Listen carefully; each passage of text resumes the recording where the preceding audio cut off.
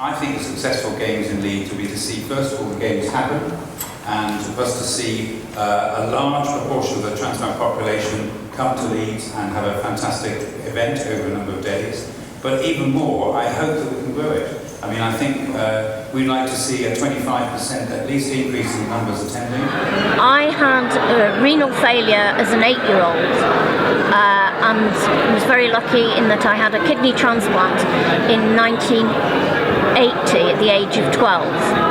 At the time I was the first tiny child to be successfully transplanted at St James's. That kidney is still going strong.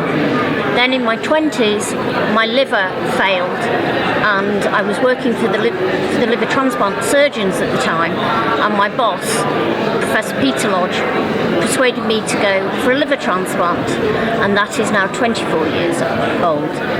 I still work for Professor Lodge as a research scientist. There are an awful lot of transplant patients in this country that have no awareness of this event whatsoever, and we need to get that message across.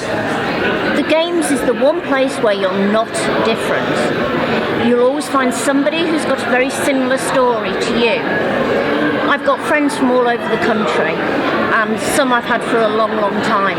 I still have 2 friends who I met at the first Games in 1981. Each year, unfortunately, you hear of people who've lost their transplants, but then later, hopefully, they'll get another one. If you've got a problem, there's somebody to talk to who will understand. The representation in Games should be same in terms of characteristics and proportion of the recipients who are receiving it, or the donors.